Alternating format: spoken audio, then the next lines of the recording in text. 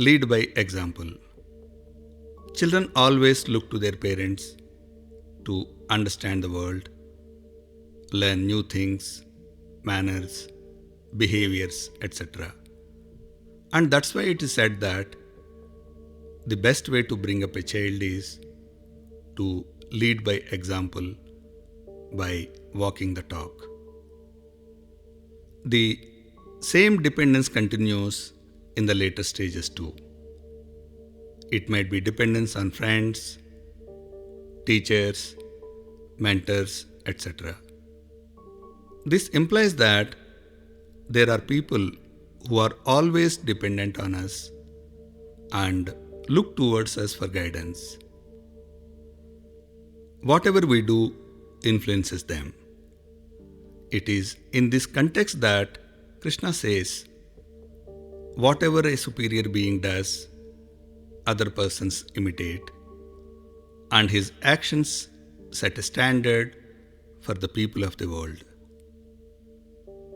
Krishna further explains, there is nothing in three worlds that should be done by me, nor anything unattained that has to be attained.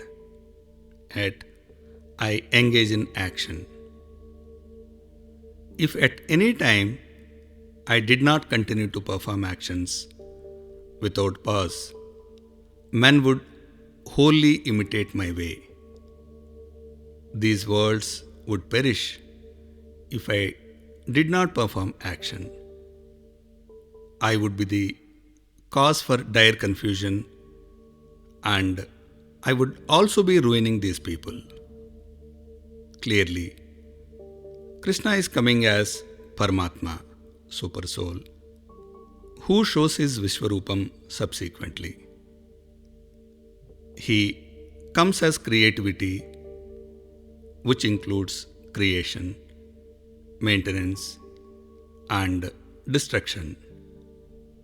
In these verses, Krishna mentions about the consequences if creativity stops performing action.